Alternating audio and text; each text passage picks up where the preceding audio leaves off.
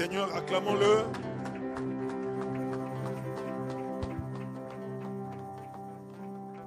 Bien, que le nom du Seigneur soit béni. Merci à tous nos amis de la chorale pour ce moment de célébration. Que Dieu vous bénisse. Nous voulons également vous remercier, vous qui vous êtes fait violence ce matin, vous êtes là. Que Dieu également vous bénisse.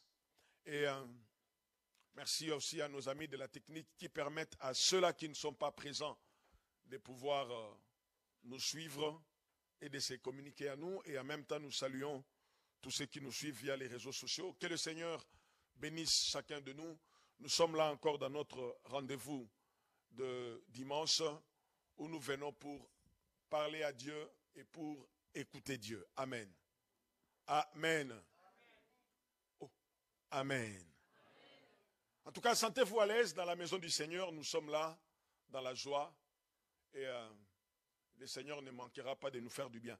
Comme vous le savez, tous ces week-ends, nous étions avec le pasteur Noëlla qui nous vient de Paris. Le pasteur Noëlla, c'est le pasteur de toutes les églises Parole du Salut qui sont en Europe. Et on a eu un programme spécial avec lui ce week-end. Le vendredi, il était avec nous à notre culte d'intercession. Et hier, pour le couple, on a passé un très bon moment.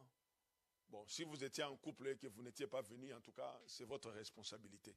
C'était ouvert à toute catégorie de couples, hommes et femmes. Bon, vous n'étiez pas venu, nous on était là, ça s'est très bien passé. Et ce matin, nous sommes encore avec lui et nous croyons que Dieu ne manquera pas de nous faire du bien. Nous sommes dans notre mois de la famille. Alors, sans plus tarder, je vais lui laisser la parole. Alors qu'il s'approche, nous acclamons le Seigneur, notre Dieu.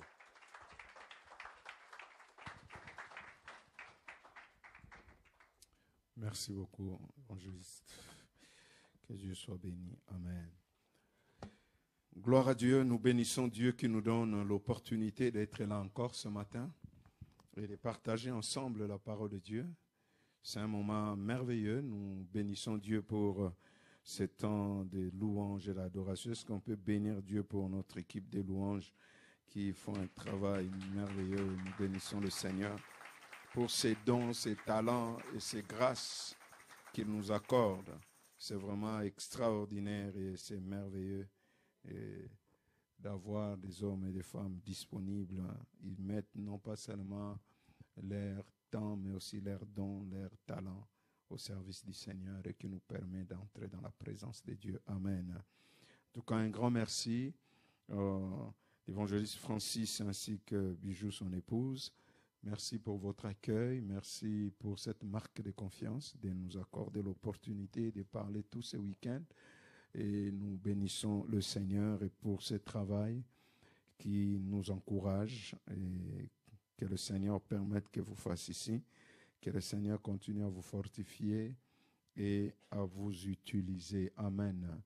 Et merci pour chacun d'entre vous et votre générosité, votre accueil qui nous permet d'être là et de partager ces moments ensemble. Recevez également les salutations de mon épouse avec qui je parlais hier jusqu'à très tard la nuit.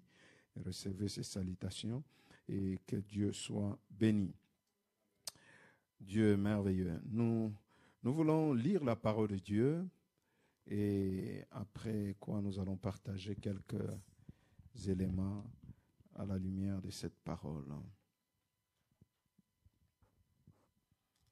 Actes des Apôtres, chapitre 7, nous lirons le verset 20 jusqu'au verset 29. Actes des Apôtres, chapitre 7, verset 20 à 29. La Bible déclare ceci. À cette époque est né Moïse, qui était beau aux yeux de Dieu. Il a été nourri 3 mois chez son père, et quand il a été abandonné, la fille du Pharaon l'a adopté et l'a élevé comme son fils. Moïse a été formé avec toute la sagesse des Égyptiens. Il était puissant en parole et en actes. Il était âgé de 40 ans lorsqu'il a eu à cœur de rendre visite à ses frères, les Israélites.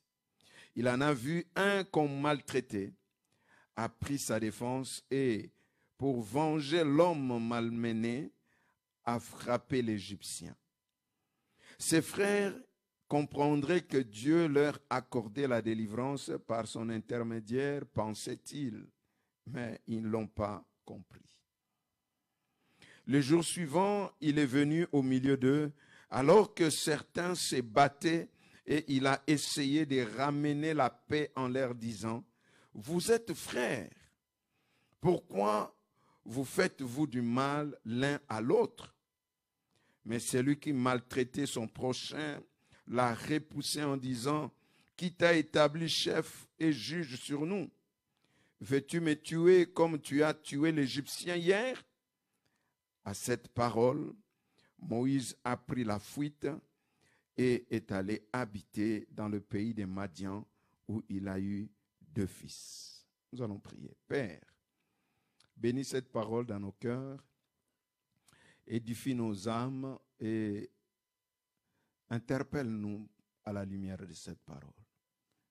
Dépose quelque chose dans le cœur de mon frère et de ma sœur ce matin et qu'en sortant de ces lieux, chacun de nous puisse dire, Dieu m'a parlé.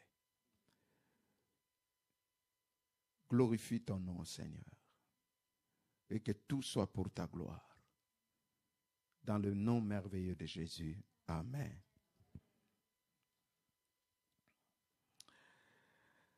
L'histoire de Moïse, c'est toujours une histoire très fascinante, très édifiante et une histoire formidable que nous connaissions l'histoire. Et ici, dans le livre des Actes des Apôtres, c'est le diacre Étienne qui est en train de nous relater cet épisode au moins sombre et triste de l'histoire des enfants d'Israël alors qu'ils étaient en captivité en Égypte. Lorsque Dieu a suscité un homme, Moïse, comme libérateur. Il relate un peu l'histoire pour montrer la main de Dieu qui était à l'œuvre au milieu de ce peuple et de ses enfants. Pour montrer également la toute-puissance de Dieu et comment Dieu a travaillé pour libérer un peuple sous la domination puissante d'un pharaon, d'un homme qu'on considérait comme Dieu. Et au travers de cette histoire, il va souligner quelques éléments concernant Moïse. Et en lisant ces passages, j'ai été interpellé. J'ai été interpellé, saisi par une phrase qui est restée gravée dans mon cœur et dans mon esprit. Lorsque Étienne nous parle de la visite que Moïse, qui vivait dans le palais royal, a fait au milieu des captifs, de ces esclaves qui étaient en train de travailler pour construire les pyramides des pharaons et beaucoup d'autres choses, quand il est allé les visiter, Moïse était choqué de trouver qu'il y avait un Égyptien qui était en train de maltraiter un Hébreu. Puisque son sang hébreu était là, ça bouillonnait, il a réagi pour défendre son frère hébreu. Et puis, une autre fois, il est venu encore pour visiter ses frères. Il va trouver cette fois-là des Hébreux, 2 frères de la même race, 2 Hébreux, 2 frères, en train de se battre entre eux. Moïse est choqué de vivre et de voir cette scène. Et il va les interpeller. Ou interpeller celui qui était comme maltraitant l'autre et dit, mais vous êtes frères. Pourquoi vous faites-vous du mal l'un à l'autre? Mais vous êtes frères. Pourquoi vous faites-vous le mal du mal l'un à l'autre. Vous êtes frères. Voilà ce que j'aimerais partager avec nous ce matin. Vous êtes frères. Amen. Vous êtes frères. Il est important de nous rappeler encore aujourd'hui cette vérité. Vous êtes frères. Oui, nous sommes frères et sœurs en Christ. Moïse regarde ces deux personnes qui se maltraitent les uns les autres. Il trouve cela inconcevable. Il dit, mais vous êtes frères. Est-ce que vous vous rendez compte que vous faites partie d'une même famille, d'un peuple, d'un seul peuple, d'une seule nation? Est-ce que comprenez-vous que vous êtes frères? Il y a quelque chose qui vous lie. Il y a quelque chose qui vous attache l'un l'autre. Moïse veut leur faire prendre conscience de ces liens qui les unissent, qui est plus que simplement un lien de sang.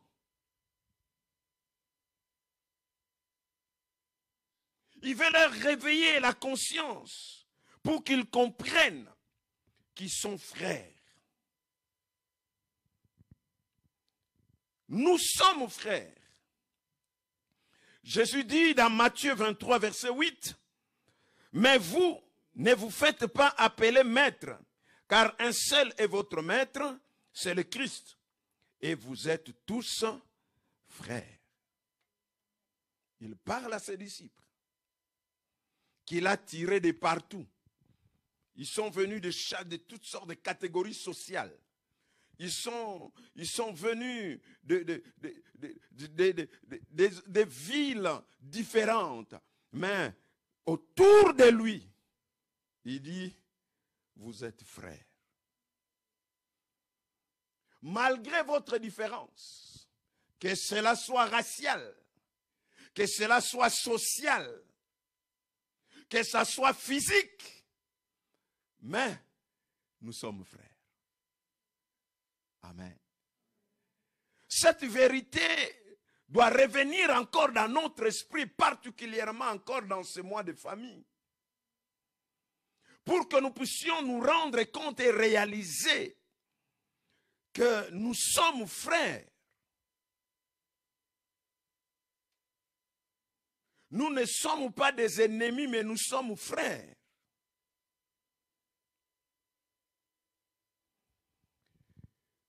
De comprendre aussi que ce mois de la famille, nous ne parlons pas que des familles biologiques, mais aussi des familles spirituelles. De comprendre que quand nous avons donné notre vie à Christ, Dieu est devenu notre Père. Et nous sommes devenus les enfants de Dieu. Les autres chrétiens deviennent nos frères et sœurs. Et l'Église devient notre famille spirituelle. Vous êtes frères. Vous êtes frères. Dès le moment où nous avons accepté Christ, les barrières raciales sont tombées. Les barrières sociales sont tombées. Les barrières physiques sont tombées. Nous sommes frères. Nous sommes frères. Et l'Église, c'est notre nouvelle famille. Notre refuge et notre groupe de soutien. L'Église. Nous sommes donc frères et sœurs en Christ. Moïse rappelle à ces deux hommes qui se battaient qu'ils sont frères. Ils n'ont donc pas à se faire du mal entre eux parce qu'ils sont frères. Il dit, pourquoi vous battez-vous? Vous êtes frères. En Christ, comme je l'ai dit, nous sommes frères et sœurs. Malgré ma différence, ne me regarde pas comme un étranger. Je suis ton frère. Malgré mon niveau intellectuel, ne me regarde pas comme un étranger. Je suis ton frère. Malgré notre différence d'expérience, peut-être tu es trop spirituel que moi, mais malgré ma petite spiritualité, parce que j'ai donné ma vie à Christ, nous sommes frères. Que notre spiritualité ne nous divise pas. Que nos expériences spirituelles ne nous amènent pas à nous déconsidérer, à nous dévaloriser, mais comprenons qu'en Christ, nous sommes frères et sœurs, malgré nos différences, malgré nos expériences, malgré nos failles et nos défauts, nous sommes frères. Nous sommes frères. Ma tête peut-être ne te plaît pas, mais nous sommes frères. Parce que nous sommes en Christ. Donc, en d'autres termes, je veux dire à quelqu'un ce matin, supporte-moi, nous sommes frères. Comprends-moi, nous sommes frères. Porte-moi, nous sommes frères. Nous sommes frères. Supporte-moi. Nous sommes frères. Quelle vérité que l'Église, que le chrétien a encore besoin de se rappeler, surtout dans ce mois de la famille. Ce passage nous interpelle à la façon dont nous devons vivre ensemble en tant que frères de la même famille spirituelle. Et je veux aller même plus loin, ça nous interpelle aussi à savoir comment nous devons vivre ensemble en tant que frères et sœurs de la même famille, enfin en tant que membres de la même famille, que ce soit biologique ou spirituel. Ce passage nous interpelle. Comment nous devons vivre, comment doivent être nos relations en tant que membres d'une même famille. Comment doivent être nos relations vis-à-vis de nos parents, vis-à-vis de nos enfants, vis-à-vis de nos frères et sœurs, vis-à-vis de nos maris et nos femmes. Ce passage est en train de nous interpeller sur les relations familiales. Comment nous devons vivre en tant que membres de la même famille. Parce que nous sommes membres de la même famille. Malgré nos différences d'âge, nous sommes membres de la même famille. Et ça, il est important que nous puissions comprendre cela. Parce que pour que Christ fasse de nous, les enfants de Dieu, il a payé un prix fort. Il a donné sa vie. Et Christ nous appelle ses frères. Lui, il est le frère aîné. Il est le premier d'entre les frères. Et nous sommes frères et sœurs. Si nous arrivons à saisir cette pensée, la profondeur de cette vérité que la Bible déclare, nous ne vivrions plus, nous ne considérions plus les autres de la manière dont nous les considérons. Et nos relations seront des relations fortes. Et le monde verra que nous l'appartenons. Amen. Si nous arrivons à saisir cela, nous n'aurons plus beaucoup de soucis que nous trouvons dans nos églises. Des tensions inutiles. Des guerres inutiles. Mais si seulement nous comprenions que nous sommes frères. C'est ce que Moïse essaie de faire comprendre à ces deux personnes qui se battent. En d'autres termes, il dit, normalement, vous ne devez pas vous battre. Normalement, vous ne devez pas avoir ces attitudes l'un envers l'autre, parce que vous êtes frères. En d'autres termes, il dit, non, Lui n'est pas ton ennemi. Vous avez un seul ennemi commun. C'est ceux qui vous maltraitent, les Égyptiens. C'est d'eux que vous devez vous débarrasser. Mais vous ne pouvez pas vous combattre entre vous. Combien c'est triste de voir aujourd'hui les familles qui se déchirent, les frères et sœurs qui se battent entre eux, qui se combattent entre eux, qui se mettent des crocs en jambes entre eux, qui essayent de bloquer, de faire ceci, empêcher. Non, ils se battent, ils se chamaillent, ils se calomnient. Mais quand tous nous venons à la prière devant le Seigneur, nous disons, Père éternel. Mais le Père que tu appelles, il est aussi le Père de celui que tu as critiqué toute la journée d'hier. Il est aussi le Père de celui que tu as injurié, que tu maltraites. Mais quand tu dis Père, le Père te regarde. Il dit, Fils, où est ton frère? Nous sommes frères.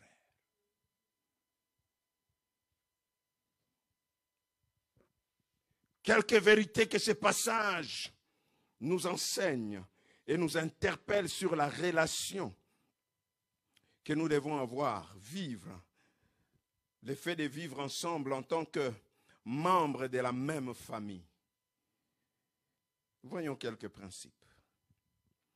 J'arrive à comprendre et à découvrir qu'au travers de ce passage, que les frères et sœurs, les membres de même famille, de cette famille que Dieu rêve, que nous soyons cette famille spirituelle ou même biologique, que Dieu rêve que nous puissions être, les membres de même famille se fréquentent et se visitent.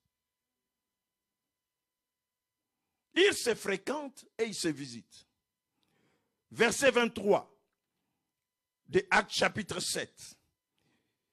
La Bible dit, il était âgé de 40 ans lorsqu'il a eu à cœur de rendre visite à ses frères, les Israélites. Waouh! Le frère se fréquente, se visite, se côtoie. Il dit que lorsqu'il a eu à cœur d'aller visiter ses frères, lui, il était dans une bonne condition. Lui, il vivait dans le palais royal. Il a eu le privilège que les autres n'avaient pas. Les autres étaient maltraités. Ils étaient dans des conditions médiocres, dans des conditions difficiles. Mais ça n'a pas empêché Moïse de s'abaisser, de se rabaisser jusqu'à leur niveau pour venir les visiter. Ils ne sont pas aussi pauvres au point de ne pas le visiter. Ils ne sont pas aussi dans la souffrance tellement au point de ne pas le visiter. Comme beaucoup d'entre nous pensent qu'on ne peut que se visiter entre nous les gens de même rang. On ne peut que se côtoyer entre nous les gens de même niveau. On dit oui quand même c'est un frère dans le Seigneur mais il n'a pas mon niveau. Je ne peux quand même pas m'abaisser jusqu'à son niveau. Mais le frère Moïse, malgré son niveau, ses richesses, il n'a pas oublié ses frères en difficulté. Il est venu les visiter. Il a voulu les voir parce que nous sommes frères. Il voulait prendre de leurs nouvelles. Comment pouvons-nous vivre la vie chrétienne en s'appelant frères et sœurs alors qu'on se connaît même à peine, on connaît même à peine les noms de la personne qui est à nos côtés, que nous appelons mon frère, ma sœur.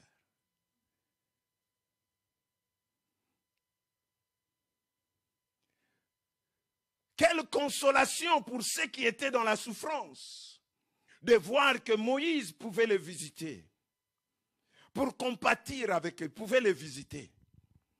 En tant que frères dans le Seigneur, en tant que frères de la même famille spirituelle ou biologique, il y a un élément important.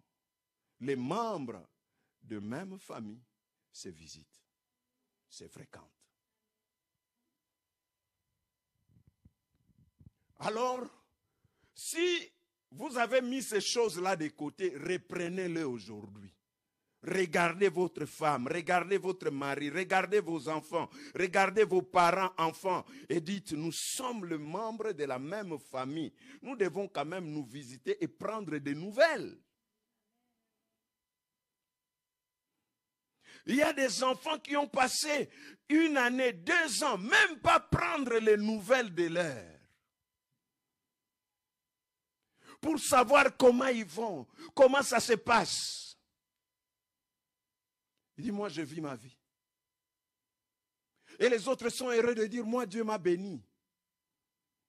C'est bon. C'est leur affaire. Moïse pouvait aussi réfléchir comme ça. Mais il a compris que la famille ne se vit pas comme ça. Les membres de la famille se côtoient, se visitent, se fréquentent, s'appellent. La dernière fois que vous avez appelé les membres de votre famille, ça date de quand? Ou vous avez essayé d'avoir de leurs nouvelles? Non, moi je suis déjà arrivé. Au niveau où je suis, chacun pour soi, Dieu pour nous tous. Nous sommes frères. Même s'il n'a pas le niveau, même s'il n'est pas encore arrivé là où vous êtes arrivé, mais c'est votre frère, c'est votre soeur. Nous sommes frères. Quand vous ne le voyez pas dans le culte comme là ce matin, que faites-vous? Ah, c'est son affaire, hein? Ah, c'est son affaire. Le salut est individuel, hein? Le salut est individuel. Ah oui. Non. Le frère s'appelle. Ça fait quelque temps que je ne t'ai pas vu. Ils se préoccupent de leurs frères.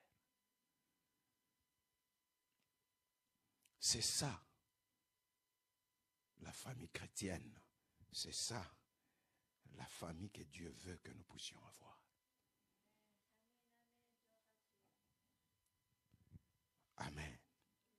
Deuxième chose que ce passage que nous avons lu ce matin nous enseigne sur les relations entre les membres de même famille, c'est que le verset 24, il en a vu un qu'on maltraitait, a pris sa défense et pour venger l'homme malmené, a frappé l'Égyptien. Les frères se défendent.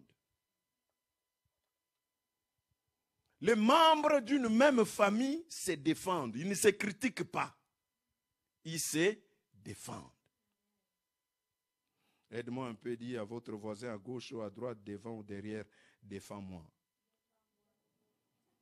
Quelqu'un n'a pas dit, dis à toi, défends-moi.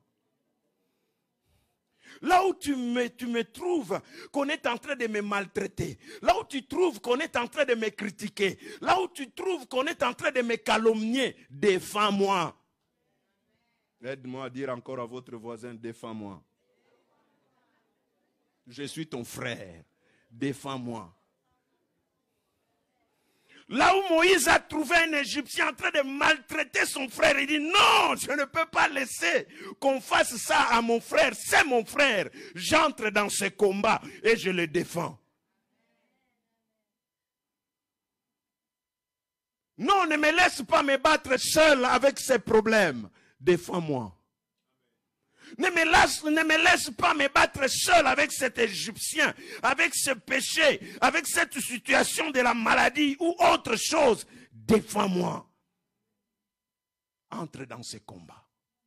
Parce que mon combat, c'est ton combat. C'est ça la famille chrétienne. Et l'apôtre Paul l'explique bien. En exposant dans 1 Corinthiens 12 où l'autre partie, il parle du corps. Il dit, nous sommes membres du même corps. Si un membre souffre, tout le corps souffre. C'est ce principe. Moïse vient, il trouve que son frère est en train d'être maltraité. Il va le défendre. L'Église, défendons-nous les uns les autres. Nous, au lieu de nous défendre, on se calomnie, on s'expose, on se livre en racontant Au monde entier, oh, tu vois ce frère-là, il n'est pas comme ça. Et on publie partout sur les réseaux. Il suffit qu'on apprenne qu'un frère a fait ça. Je balance sur les réseaux. Est-ce qu'on défend la famille ou on expose la famille? Non. Le vrai chrétien, la véritable église, les frères et sœurs se défendent. Ils ne laissent pas, ils ne supportent pas de voir l'un d'eux être écrasé, être brisé, être maltraité d'une manière ou d'une autre. Je défends. Si cette défense va me demander d'entrer en prière, en jeûne et prière, pour lui, j'entre en jeûne et en prière pour les défendre spirituellement. Je m'engage aussi de le faire. Je ne peux pas supporter de voir membres de ma famille, mon fils, mon mari, mes enfants, continuer à être maltraités par le péché, maltraités par le diable, maltraités par les choses de ce monde. Non, je vais entrer dans ce combat pour essayer de le défendre. Il faut qu'il en soit libre. Je m'engage, je me donne pour que les choses changent. Il dit, c'est mon frère, je ne peux pas le laisser dans cette situation. C'est mon frère, je ne te permettrai pas de le critiquer. C'est mon frère, je ne te laisserai pas le calomnier. C'est mon frère, je ne te laisserai pas salir sa réputation. C'est mon frère. C'est mon frère. Il le défend. Comment est-ce que tu peux être heureux qu'on vienne parler de ton frère de cette manière-là? C'est seulement auprès de toi qu'on vient critiquer le frère. Elle dit, moi je ne savais pas. Oh, c'est vrai, hein? Oh là là là là là là là là. Non. J'ai dit non, sœur, arrête. C'est notre frère. On ne peut pas parler de lui comme ça. S'il y a un problème, mettons-nous à genoux, prions. Mais ne les critiquons pas, ne les calomnions pas, parce que nous sommes en train de détruire la famille. Nous sommes en train de briser l'esprit de famille. Nous sommes en train d'exposer la famille. La famille est chère à Dieu.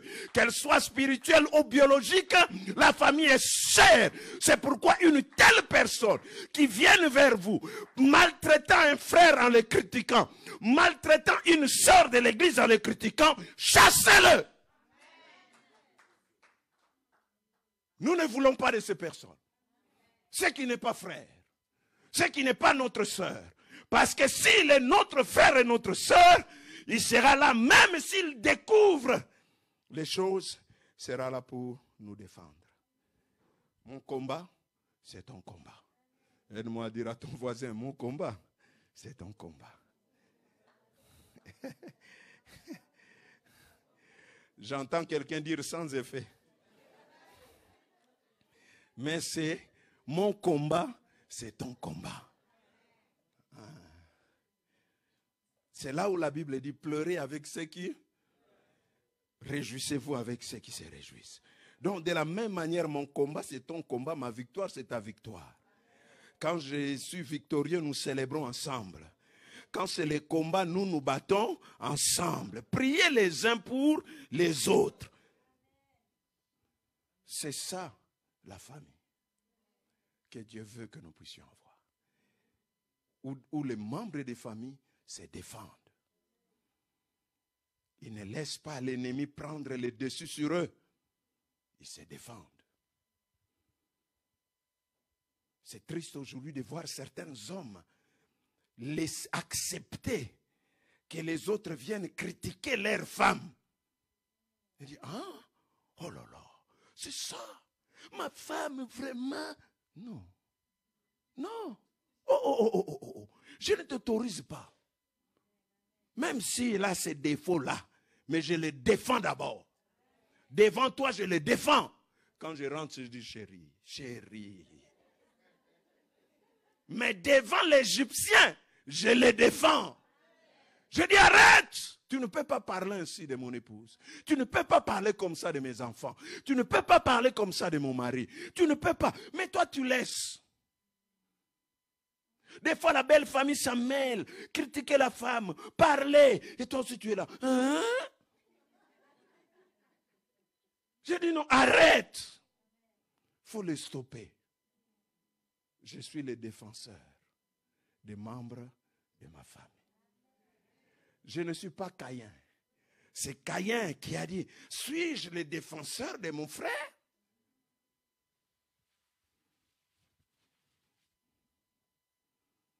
C'est important, frères et sœurs. L'église s'est détruite aujourd'hui parce que les membres de l'église ne se défendent pas. Mais ils se détruisent en se rapportant des histoires. Ah, tu as appris. Il paraît que. Et toi aussi, ah ouais? C'est pas possible. C'est ça vraiment l'église. Ah, mais si c'est comme ça, moi je ne viendrai plus. Hein. Si c'est un frère, c'est un mauvais frère. Si c'est une sœur, c'est une mauvaise sœur. Un jour, j'ai réuni à l'église. Parce que j'entendrais très souvent, un tel a dit, deux personnes, la même personne. C'est qui critique, qui parle à gauche et à droite. Si un souci, c'est un tel. Je l'ai convoqué. Je les ai fait asseoir. Je leur ai seulement expliqué. Prochainement, si j'entends quelque chose et que vos noms sont cités, nous récupérons la carte des membres. Vous cessez d'être membre de cette église. Parce que nous, les frères, on se porte. On ne se critique pas. Si tu as un problème avec ton frère, il ne faut pas l'exposer dehors. La Bible dit, va le voir. Parler avec lui. C'est une histoire qui doit se régler entre frères. Mais quand vous avez de telles personnes, et le fait de les écouter, ça les encourage à le faire encore. Une fois que tu l'as écouté, demain il va revenir. Allô? Tu n'as pas appris? Hein? Toi tu pries dans quelle église? Tu n'as pas appris? Tu avais vu dans le culte, hein, comment il me regardait. Je me demande vraiment, c'est maman pasteur, comment elle... Oh! Quand tu commences à entrer sur ce terrain, je te fais taire. J'ai dit, c'est notre sœur. S'il y a un problème, va le voir. Si tu ne peux pas le voir, alors ne me parle pas d'elle. C'est ça le principe de la Bible. L'église est de plus en plus faible face au monde parce que les gens ne se défendent pas. On ne défend pas nos frères et sœurs, mais plutôt on les expose. On expose leurs faiblesses, on expose leurs défauts au lieu de les défendre. Moïse, quand il est venu, il a trouvé qu'on est en train de maltraiter son frère. Il l'a défendu. Il dit, l'ennemi dans cette affaire ne vaincra pas. C'est mon frère. L'ennemi ne vaincra pas. Que ce soit dans les domaines spirituels, vous devez dire, l'ennemi dans cette situation, dans cette maladie, dans cette réalité que traverse mon frère, l'ennemi ne vaincra pas. Je ne laisserai pas le diable abattre mon frère, détruire mon frère, détruire ma famille. Il ne vaincra pas. Je le défends. Je suis le défenseur de mes frères, des membres de ma famille. Ils ne sont pas, ces membres ne sont pas parfaits, mais je les défends. Quand c'est l'ennemi qui les attaque, je les défends. Tout celui qui se porte comme un ennemi envers le membre de ma famille, je veux défendre. Si c'est spirituellement, je défends. Émotionnellement, je défends. S'il arrive physiquement, je défends. Parce que c'est mon frère. Troisième chose que nous apprend cette histoire, être frère ne nous épargne pas des conflits. Moïse, quand il se rapproche, il trouve que deux frères en train de se battre. Donc j'ai compris que être frère de la même famille, membre de même famille spirituelle ou biologique, ne nous épargne pas des conflits. Parce qu'il y a des gens qui pensent aussi que parce que nous sommes frères, nous ne pouvons pas avoir les différences. Nous ne pouvons pas avoir les conflits. Non. Dans une famille, il peut y avoir des conflits entre un mari et sa femme, entre un père et ses enfants, entre les frères et sœurs de même famille. Il peut y avoir des problèmes, il peut y avoir des conflits. Certaines personnes sont choquées de ce qu'ils viennent à l'église et ils trouvent que, il y a des problèmes. Je dis, mais c'est quoi? Vraiment à l'église, des choses comme ça? Aide-moi à dire à ton voisin, c'est normal. Nous sommes dans la famille. Et dans la famille, les tensions ne manqueront pas. Dans la famille, l'incompréhension ne manquera pas. Si dans vos propres familles biologiques, mère, fille, fils de même père, même mère, il y a des tensions, des incompréhensions, à combien pour forte raison à l'église, où nous venons tous, nous ne venons pas de même père biologique ou mère, où nous venons tous avec notre passé. Nous venons tous avec notre arrière background, avec nos différences de caractère, et qu'on se retrouve ensemble, et vous voulez dire, là, il ne doit pas avoir de problème. Si vous pensez qu'à l'église, il ne doit pas avoir de problème, le jour où vous avez entré dans cette église, c'est vous qui avez amené les problèmes. Parce que vous êtes les problèmes. Avec votre caractère, avec votre tempérament, avec votre passé là, vous avez tout ça amené à l'église. C'est le problème. On doit gérer votre tempérament. Parce qu'il y a des gens qui boudent pour rien. Vous boudez qui? Dieu.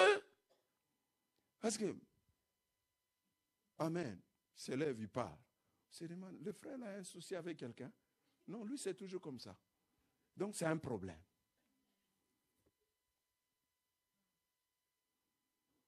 Je veux simplement que nous comprenions une chose, qu'en tant que membre d'une même famille spirituelle ou biologique, il peut y avoir des tensions entre nous. Ce n'est pas ça le problème. C'est la manière de gérer qui est un problème. David et Moïse ne condamnent pas le fait qu'ils soient en conflit, qu'il y ait une différence entre eux, différent entre eux. Mais ce qu'ils condamnent, c'est la manière de vouloir régler ces conflits, en se battant, en se faisant mal, en se maltraitant. Il dit c'est la manière. C'est la manière de faire que nous condamnons, mais pas les conflits. Même parmi les disciples de Jésus, qui marchent avec Jésus physiquement, il y a eu des conflits. Il y a eu des conflits entre eux. Jésus, il fallait qu'il les interpelle pour dire, oh, le plus grand, c'est le serviteur. Alors, cessez de vous battre. Il y a eu un peu de tension. C'est normal. Mais comment nous les gérons?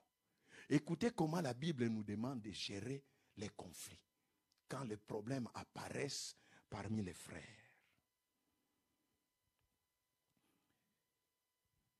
Jésus dit, si ton frère a un problème contre toi, déjà vous comprenez que Jésus reconnaît qu'il peut y avoir des problèmes entre frères. Il dit, si ton frère a un problème contre toi, donc il peut y avoir un problème. On a un frère ici, peut-être une sœur ici qui a un problème contre toi. Parce qu'il y a eu attitude, il y a eu quelque chose qui n'a pas plu. Donc, ça peut arriver. Mais qu'est-ce que Jésus dit?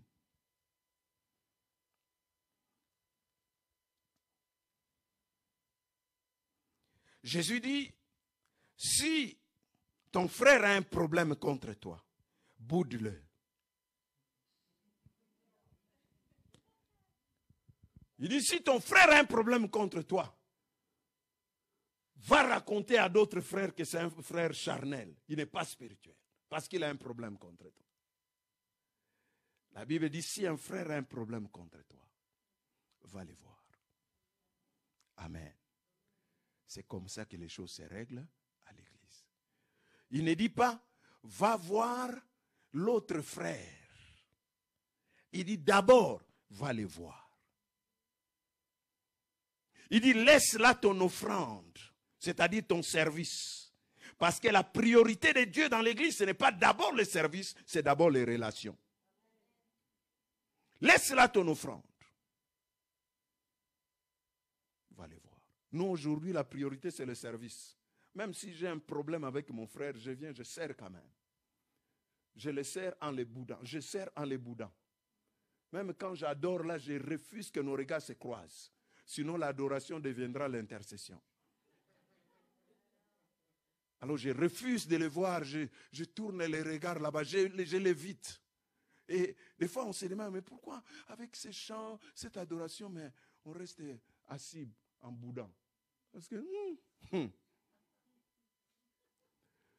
Mais la Bible dit, quand ton frère a un problème avec toi, comment nous réglons le problème dans la famille de Dieu et dans la famille, entre membres de même famille, je viens te voir. Pour dire, frère, j'ai un souci. Peut-être c'est moi. Mais voilà ce que je constate, je remarque, je vois. C'est ce que la Bible dit. Va les voir, parle avec lui. Si tu as écouté, tu as gagné ton frère. Si tu n'as pas écouté, on dit, dis-le à un autre membre de la famille. Pas aux non-membres de la famille. Va voir quelqu'un d'autre de la famille, devenez deux. Et allez les voir, vous deux. Pas, on dit à l'autre membre de famille, on reste là en train de critiquer. Tu as vu comment il est charnel. Et puis vous deux, quand vous venez à l'église, vous commencez à les bouder. Vous faites votre équipe de boudeurs, de frères. Association des boudeurs de frères. Quand vous entrez, vous les saluez autrefois, mais depuis qu'on vous a rapporté, vous ne les saluez plus. Vous rigolez avec lui, mais depuis que tel est venu vous voir pour vous parler de des problèmes qu'il y a entre lui et ses frères, c'est fini. Non. La Bible dit que les deux, vous deux, allez maintenant les voir et parlez avec lui. Tout ça, nous sommes dans la manière de faire pour régler les problèmes.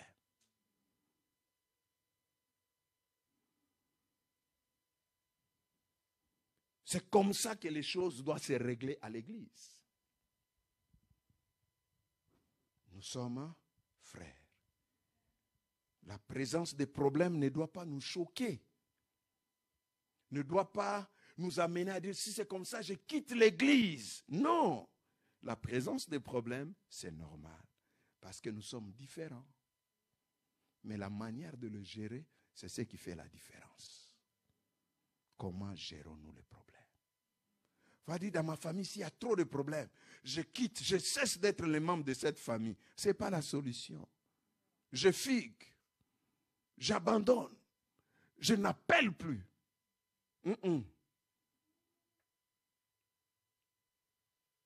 La présence des problèmes, c'est normal. Mais allons discuter ensemble. Parlons-en. Asseyons-nous. Discutons. Essayons de comprendre qu'est-ce qui se passe. Vous êtes frères. Amen. Aide-moi à dire à votre voisin, les problèmes au milieu de nous, c'est normal.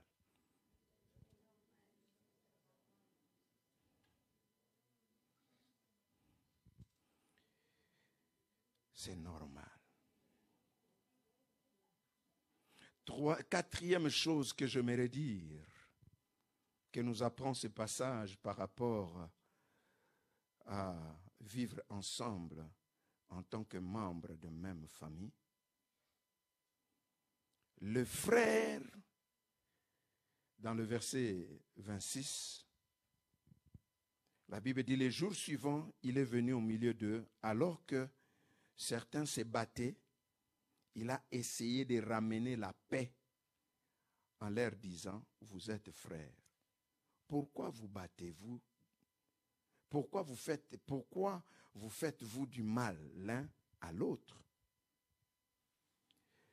Quel principe ces passages nous montrent pour vivre ensemble comme membres de la même famille? C'est que les frères n'excitent pas la colère, mais ils recherchent la paix. Quand Moïse est venu, il n'a pas cherché à exciter la colère, mais il est venu pour amener la paix. La Bible dit, heureux ceux qui procurent la paix, car ils seront appelés fils de Dieu. Moïse a essayé de faire quelque chose pour ramener la paix et non pour entretenir ce climat de conflit. Et non pas pour entretenir ce climat de tension entre les frères. Moïse ne reste pas indifférent à leur conflit. Il les interpelle. Il les reproche et les exhorte à la paix. Soyons des porteurs de paix et non d'épée. Moïse vient, il trouve les gens en tension. Le climat n'est pas favorable, il y a une tension, les gens qui se battent, qui se chamaillent. Il ne vient pas pour encourager ça, mais il vient pour calmer. Sapeurs-pompiers. Mais nous sommes des attiseurs de feu. On sait déjà avec tel frère et telle soeur, ça ne marche pas. On vient alimenter encore. Voilà, pyromane. C'est les mots qu'il faut. Il vient alimenter encore le feu pour dire, oh, j'ai appris que c'est chaud entre vous. Hein. Il dit, ah oui, hein? Ah oui, il exagère. Il faut être comme ça avec. Oh, frère, amène la paix. Amène la paix. Aide-moi à dire à votre voisin, éteins le feu. Éteignons le feu. N'alimentons pas le feu. Les tensions parmi nous, mais éteignons le feu. Soyons des sapeurs-pompiers, de ceux qui ramènent la paix. Heureux ceux qui procurent la paix. Ils seront appelés fils de Dieu. Dieu est le Dieu de la paix. Ses fils et filles doivent être des personnes de paix. Quand là où ils sont, ils apportent la paix. Pas les tensions. C'est très dangereux. Vous pouvez avoir le problème avec votre mari, mais n'allume pas le feu dans le cœur des enfants. Ah, vous savez votre père. Vous ne savez pas ce que votre père me fait. Si je vous dis ça, vous allez haïr. On l'a déjà haï. Ça ne sert à rien de dire. Déjà par ton attitude, on l'a déjà haï. Et tu entendras le père revenir toujours sur cet enfant. Mon fils, il faut faire attention avec les personnes, avec la personne avec qui tu dois te marier. Il faut être très sage. Parce que moi, ce que je vis avec ta mère, non, je t'épargne. Tu ne l'as pas épargné. Tu as allumé le feu. Non, soyons des porteurs de paix. Là où il y a des tensions, n'alimentons pas, apportons la paix. Heureux ceux qui procurent la paix, car ils seront appelés fils de Dieu. Si vous êtes fils, fille de Dieu, vous êtes porteur de paix.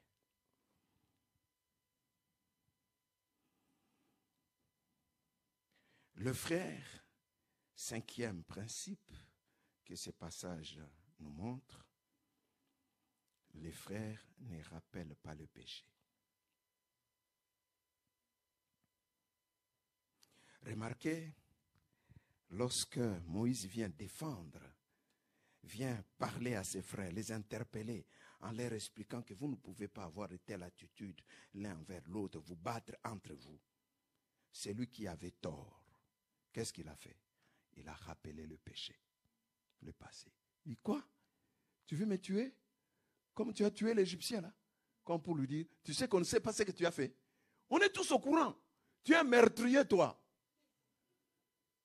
Moi je dis, tout le monde est au courant de mon histoire. Et il a essayé de se sauver. Le frère bien-aimé ne rappelle pas le péché des autres. La Bible dit ceci dans Proverbe 17, verset 9. Je lis la version Parole de vie. Celui qui pardonne une faute aura des amis. Mais s'il en parle sans arrêt, ses amis partiront. Ses amis feront quoi? S'ils en parlent sans arrêt, les amis vont partir. Parce que lui, il ne fait que me rappeler mon péché. Chaque fois que je suis avec lui, tu veux encore faire comme tu avais fait autrefois?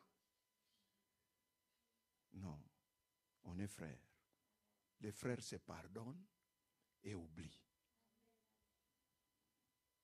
Ils ne rappellent pas. Ils se pardonnent et ils ne se rappellent pas le péché.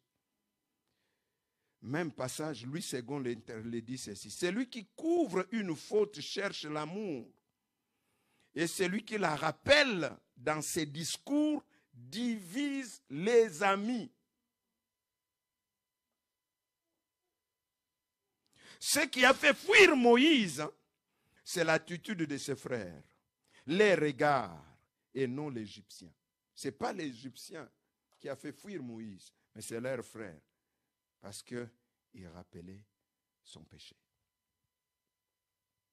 Ils ne lui ont pas pardonné, mais il les rappelle chaque fois. C'est très dangereux. Ça brise l'ambiance familiale, le climat familial, quand nous sommes là en train de nous rappeler le mal des autres. Vous entendrez un homme ou une femme dire, écoute, il y a 30 ans, ce que tu m'as fait il y a 30 ans, mais ça fait combien de temps? 30 ans quand même. N'oublie pas, hein? N'oublie pas.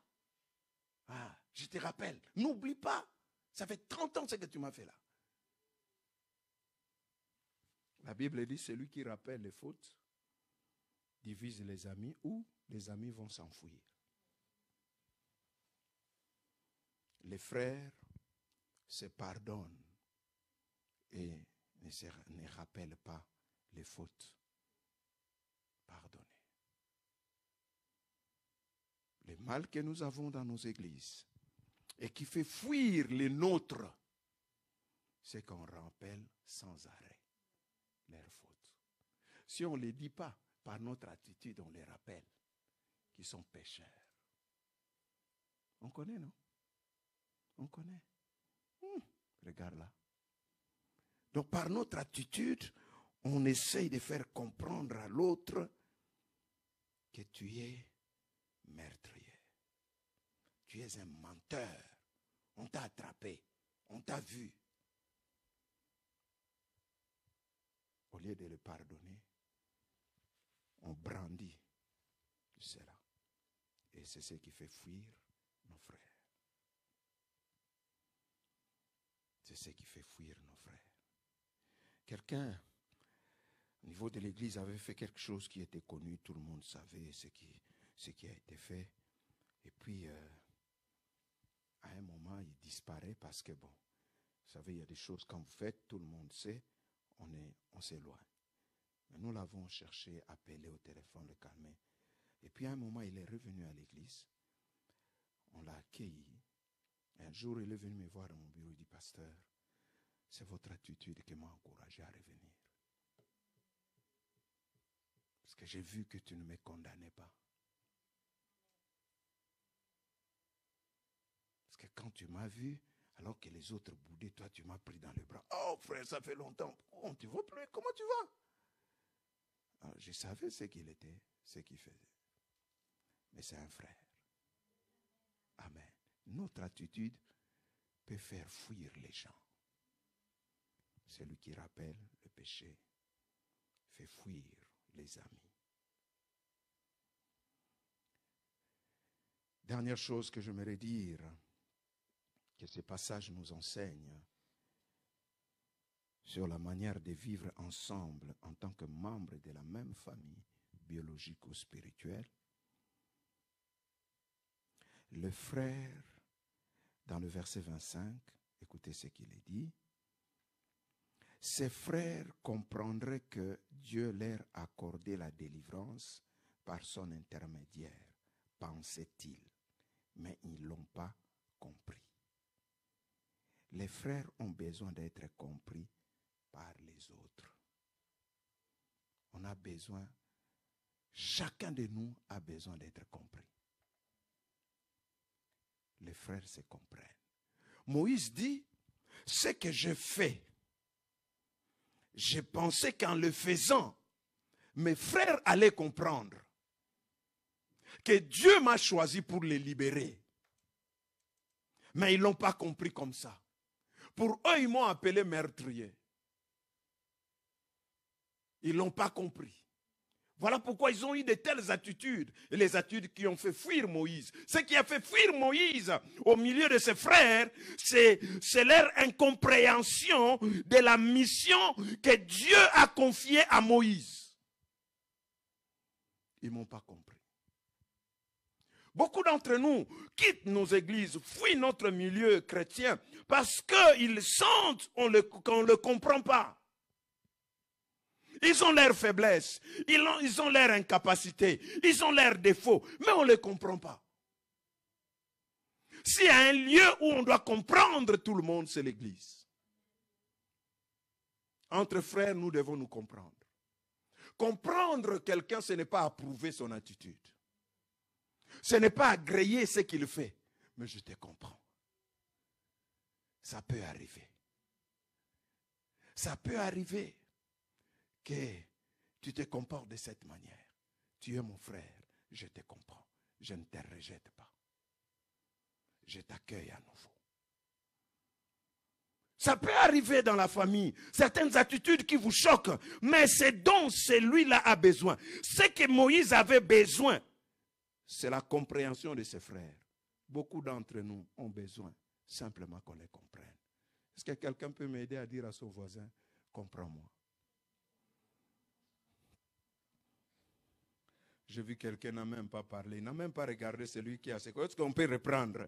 Dis-lui, comprends-moi.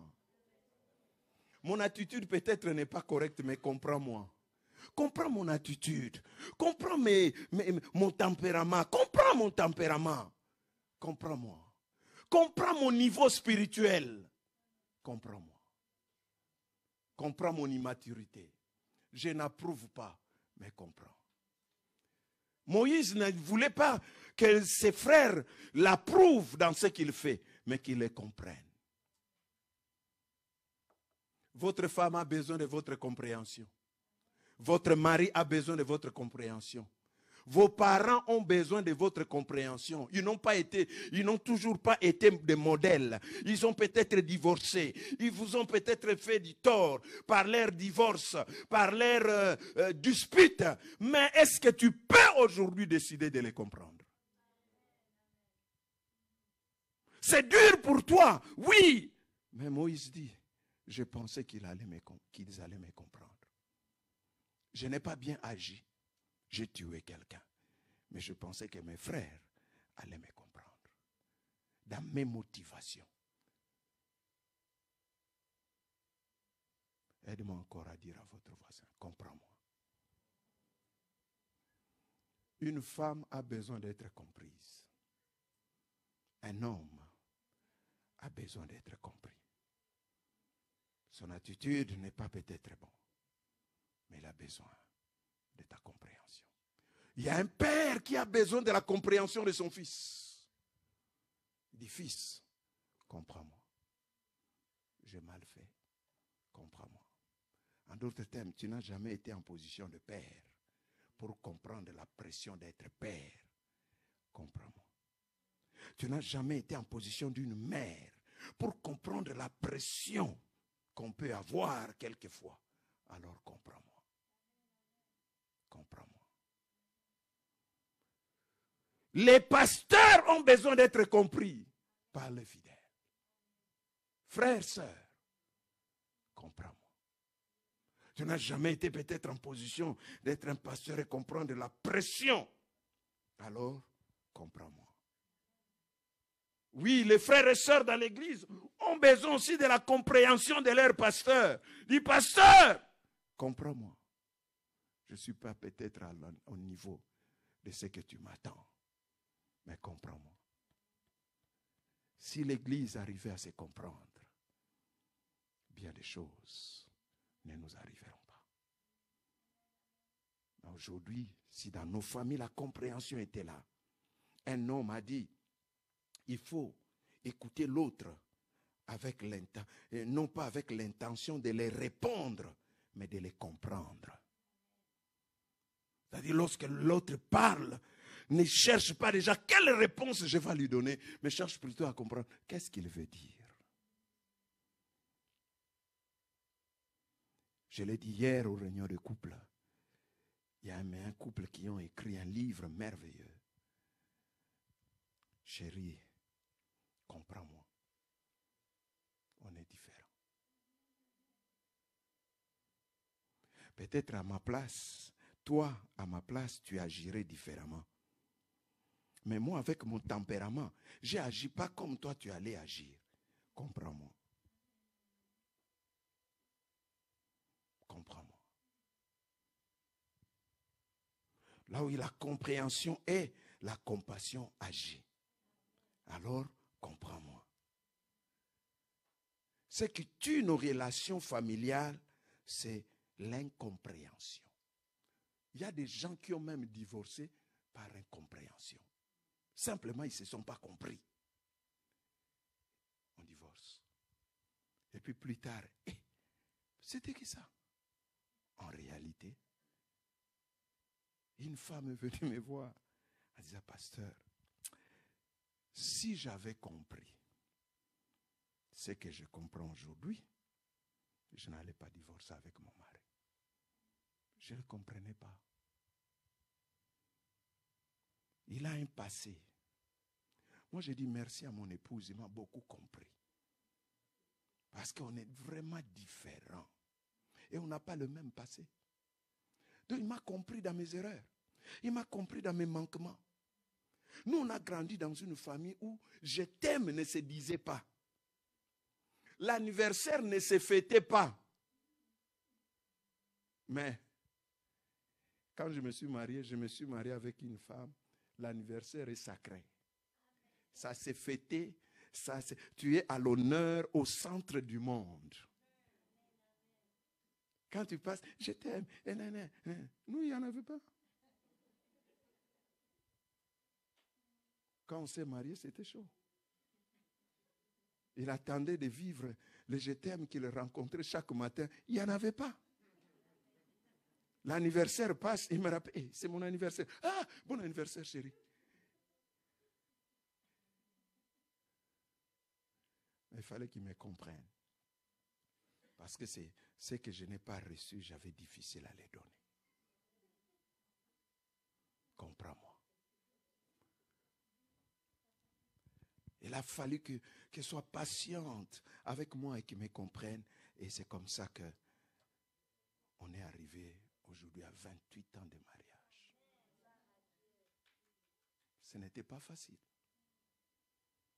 Parce que j'avais beaucoup de manques. J'ai perdu mon père, j'avais 7 ans.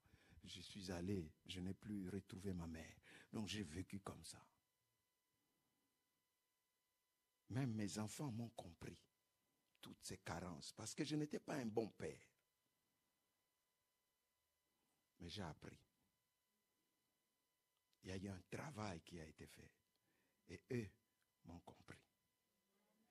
Là où ils attendaient que papa leur dise « Je t'aime », qu'il les caresse, papa était calme.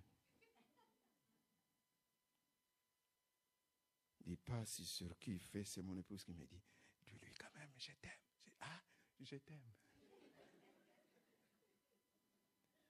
L'anniversaire, moi je suis normal. Même mon épouse va chercher. C'est son anniversaire, il faut qu'on cherche. Quoi? Mais c'est normal. Non, il faut qu'on cherche. Il va acheter des cadeaux. Il vient, il me donne en cachette. Il dit, va lui donner. Je viens, oh, bon anniversaire. Lui, oh, merci papa, c'est pas moi mon frère. Il n'y a pas ça dans le cœur de papa. Il n'y a pas ça là dans son réservoir. Mais il fallait que mon épouse me comprenne. Aide-moi encore à dire à votre voisin, comprends-moi. Prions le Seigneur. Est-ce qu'on peut se tenir debout quelques secondes pour prier, s'il vous plaît?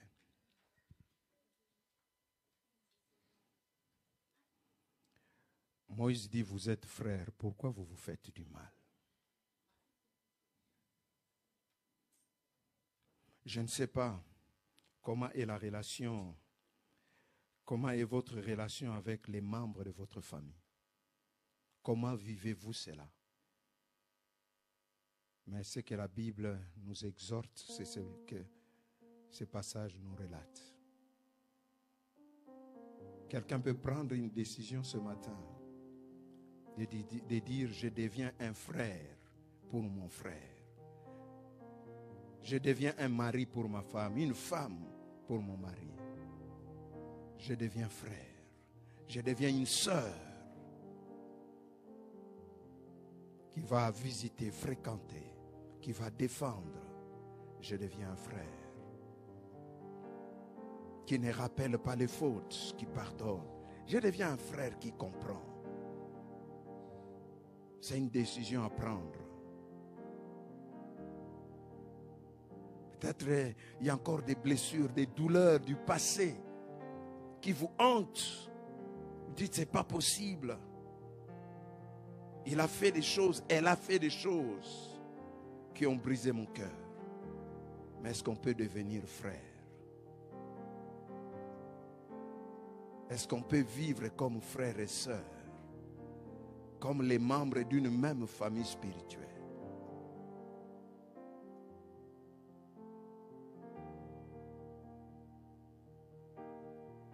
Quelqu'un peut-être ce matin, cet après-midi, ce matin, il dit, je n'ai pas été ce frère-là qu'il fallait que je sois. Cette sœur-là, il fallait que je sois. Ce mari ou cette femme, ces parents ou ces enfants-là. Je n'ai pas été ces membres de famille, il fallait que je sois. Mais je prie, je veux dire, Seigneur, aide-moi à être ce membre de famille que tu veux que je sois, comme tu nous l'as enseigné ce matin. Quelqu'un peut élever sa voix et parler à Dieu? Que l'Église soit composée de frères et de sœurs.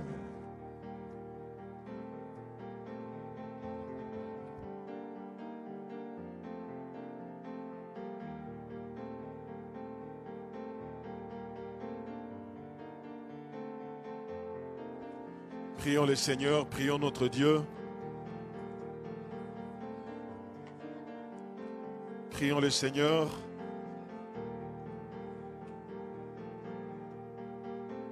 Prions le Seigneur, prions notre Dieu. Prie pour ta famille. Peut-être que tu t'es senti interpellé sur un point. Recommande-toi entre les mains de Dieu. Recommande-toi. C'est le mois de la famille. Nous voulons vivre de bonnes choses, de meilleures choses. Alléluia.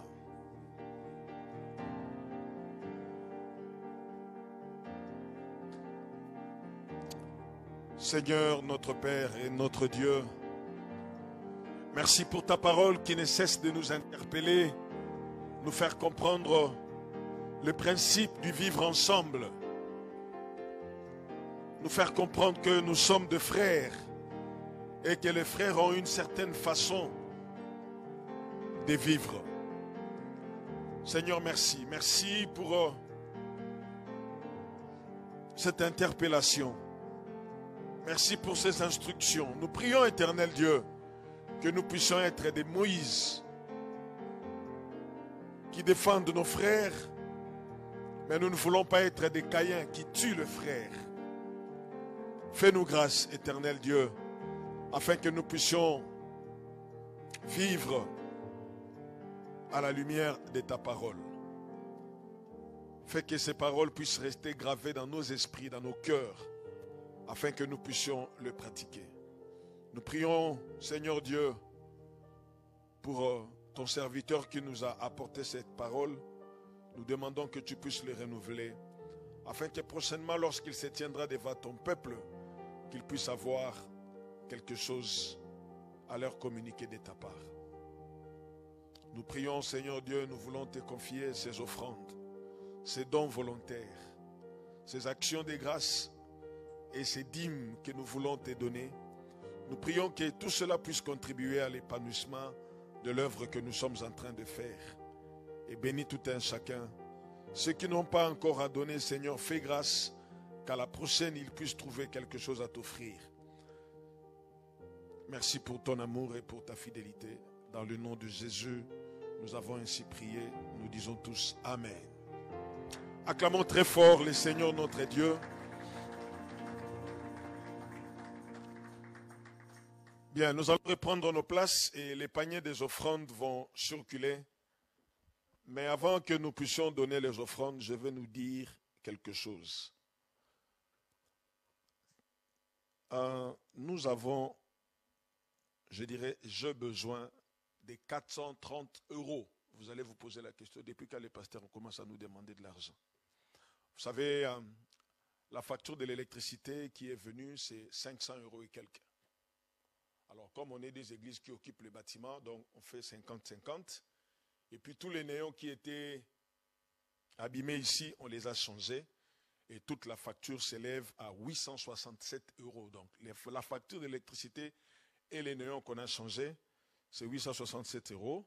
Donc, comme ce sont eux qui ont tout payé, je vais leur devoir 433 €. Si vous voulez faire un don tout de suite, ça nous sera énormément plaisir. Et quand vous donnez vos offrandes, donnez conséquemment. Alors, pourquoi l'Église n'a pas payé ça?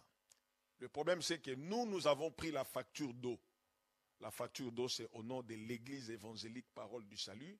Donc, c'est la comptabilité qui paye, il n'y a pas de problème. Comme la facture est au nom du pasteur de l'Église de l'après-midi, je ne peux pas prendre ça en charge, la comptabilité ne sera pas payée, la comptabilité ne saura pas justifier cela.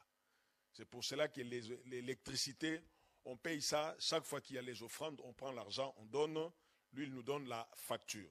Donc là, il faut que nous puissions payer cet après-midi, nous allons devoir payer, comme je vous ai dit, 433 €. Donc si vous donnez, donnez avec conséquence. Et si vous voulez me faire un don tout à l'heure ou aller au distributeur prendre l'argent, je dirai merci Seigneur.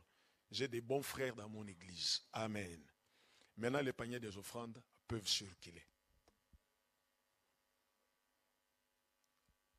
Amen. Les paniers des offrandes peuvent circuler et nous allons donner avec joie. Bien. Alors, comme vous le savez, ça a été dit, ça a été annoncé. C'est vendredi, donc vendredi prochain, du vendredi 26 au dimanche 28, enfin samedi 27, nous avons l'événement annuel que nous appelons Célébrons ensemble, vivons la Pentecôte. Donc c'est la célébration Pentecôte. Vous savez que depuis l'année passée, on a commencé à faire, quand il y a la Pentecôte, toutes les églises Parole du Salut en Europe, nous nous retrouvons à Paris pour célébrer la Pentecôte. On avait communiqué depuis le début de l'année pour que nous puissions prendre toutes nos dispositions. Donc, à ce sujet, le vendredi prochain, il n'y aura pas culte d'intercession. Amen. Amen. Mais sur notre page Facebook, vous allez suivre le live de Ensemble, vivons la Pentecôte. Alors, nous avions dit que nous allons partir. Alors, ceux qui vont partir individuellement, que Dieu vous bénisse. Ceux qui veulent s'organiser pour partir en groupe, merci de me voir à la fin du culte. Je vais savoir me rassurer comment ça va se passer. Donc nous serons là-bas le vendredi, nous y serons également le samedi, et le même samedi là, nous allons rentrer et nous allons célébrer la Pentecôte ici à Paris. Donc les dimanches, à Bordeaux. Les dimanches, ça voit vous qui vous me suivez, donc beaucoup de gens vont partir. Il faut que je sois fier de mon église, non? Il faut que les pasteurs Noëlla sachent que j'ai aussi des frères et sœurs qui me soutiennent. Des frères et sœurs qui aiment la famille. Donc, le vendredi et le samedi, nous serons là-bas à Paris, et les dimanches, chaque extension va retourner célébrer la Pentecôte chez lui. Et ça sera une très bonne occasion. En tout cas, je nous encourage à participer à ce moment. Ceux qui étaient là l'année passée savent comment c'était merveilleux et combien Dieu nous a énormément fait du bien. Et ce genre de rencontres, c'est très intéressant et c'est important. Parce qu'il se passe des choses, on ne sait jamais. Les célibataires, il se passe des choses dans ce genre de rencontres. On ne sait jamais. On est parti à une réunion d'évangélisation. Quand on est rentré, les histoires ont changé. Hein? Donc moi, je nous encourage. Allons seulement. Ce qui va se passer là-bas, on ne sait pas. Mais il se passe des choses. Et il se passera des choses. Quand tu regardes à Bordeaux, tu dis à Bordeaux, je ne vois pas des frères. À Épinay, il y en a beaucoup. Quand tu dis les sœurs, tu dis, je ne vois pas les sœurs. À Épinay, il y en a beaucoup. Alors, nous sommes des frères. On n'agit pas comme ça en Israël. Donc, le Père vous dit, allons. Amen. Donc, c'est vendredi, je le répète encore, nous n'aurons pas de culte ici. Je ne vais pas avoir un coup de fil. Pasteur, je suis devant l'église, mais il n'y a personne. Le vendredi, quand vous venez, ça sera fermé. Nous serons à Paris et le dimanche prochain, nous serons là. Nous allons célébrer la Pentecôte. Ça arrive à petits pas, mais ça arrive vite, la retraite de la jeunesse. Nous avions dit que cette année, nous allons organiser notre retraite de la jeunesse du 10 au 13 juillet. Alors, à la fin du culte, si vous n'avez pas encore eu toutes ces informations, derrière là-bas, il y aura un stand jeunesse. Vous allez là-bas, vous posez la question, les amis sont là-bas, ils vont vous donner toutes les informations. Et le frais pour participer à cette retraite se lève à 120 € par personne. Je nous encourage. Ce sont des moments merveilleux, intéressants, et le Seigneur ne manquera pas de nous faire du bien. Alors, si vous n'allez pas partir parce que vous estimez que vous n'êtes pas jeune, en tout cas, faites un effort de partir avec nous financièrement. Physiquement, tu peux rester, mais en tout cas, financièrement, tu es avec nous là-bas. Alors, si tu peux faire un don, si tu peux payer quelque chose pour permettre à ce que cette retraite se déroule très bien, en tout cas, vois nos amis qui sont là derrière, vous leur dites ce que vous allez donner ou vous leur donnez ce que vous avez dit que vous allez donner. Et ça sera toujours une très, très, très bonne occasion. Amen. Et hier, c'était le 20 mai, le couple, nous avions célébré notre première réunion de couple. C'était merveilleux. Qui sont les couples qui étaient là hier? En tout cas, merci beaucoup, que Dieu vous bénisse. Et ce n'était qu'un avant-goût. On va encore s'organiser, on va commencer à avoir ce genre de réunions. Il y a un couple qui m'a dit, pasteur, il faut faire ça toujours dans des cadres pareils, pas à l'église. Oui, à l'église, on va être un peu, ça va être compliqué, mais on va faire ça face à face parce qu'à l'église, c'est compliqué. Hein? On va le faire prochainement, vous aurez les dates et ça sera une bonne chose. Et nous remercions encore énormément le pasteur Noëlla pour sa disponibilité, pour tout ce temps que nous avions passé ensemble. Ça fait toujours du bien. Amen. Au moins, vous savez qu'il y a un pasteur au-dessus de moi. Le jour où vous commencez, que je commence à faire de la folie, vous prenez le train ici. Vous allez jusqu'à Paris. Vous dites, pasteur, viens. Il est devenu fou. Amen. Et je crois qu'avec vos prières, ça n'arrivera jamais. Mais on a toujours besoin d'avoir quelqu'un qui peut nous tirer les oreilles. Alors, nous voulons accueillir ceux qui sont parmi nous pour la première fois. Sentez-vous très à l'aise. Mettez-vous debout. Nous allons vous accueillir.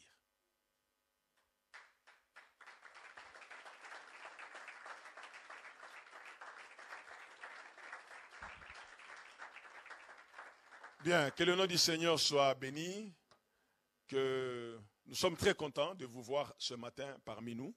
Nous sommes l'église évangélique Parole du Salut, maison des rafraîchissements. Nous nous réunissons ici tous les vendredis de 19h à 21h et les dimanches comme aujourd'hui de 10h à 12h. Quand nous allons dire Amen, ne soyez pas pressés de partir, venez ici devant. Il y a des bien-aimés qui viendront vous voir juste pour nous permettre de garder contact avec nous et de faire plus connaissance. Merci pour votre présence, que Dieu vous bénisse. Nous allons nous mettre debout et je vais demander à Jean-Noël s'il peut venir devant nous recommander à la grâce de Dieu.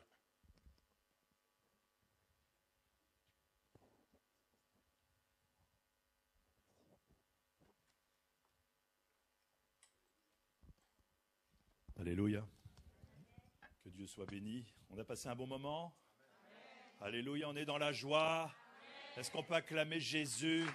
Alléluia. Alléluia. Nous sommes une nouvelle famille. Et cette famille, elle est en Christ. Et c'est vrai, ce qui nous unit, ce n'est pas les liens du sang, sinon on aurait... je sens que j'ai un problème. Non, le lien qui nous unit, c'est le Saint-Esprit. C'est l'Esprit de Dieu. Alléluia.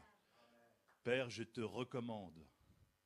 Je bénis ton nom et je recommande ta famille, Seigneur, parce que nous sommes en toi, Jésus. Nous sommes tous frères et sœurs en toi, Jésus.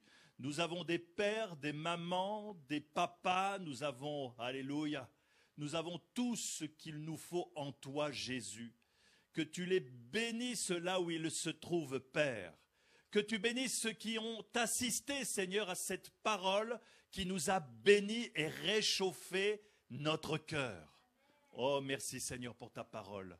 Seigneur, je te recommande tes enfants, Seigneur, que tu puisses les garder tout au long de cette semaine, que tu puisses être avec nous, Seigneur, et marcher avec nous. Et j'ai cette assurance, Seigneur, que tu es tous les jours avec nous. J'ai cette assurance, Père, que des anges campent autour de chacun d'entre nous, Seigneur. Oh, sois glorifié, sois élevé, Père, dans le merveilleux nom, dans le beau nom de Jésus. Amen. Amen. Que Dieu soit béni et que la paix du Seigneur soit avec vous tous. Alléluia. Merci Seigneur.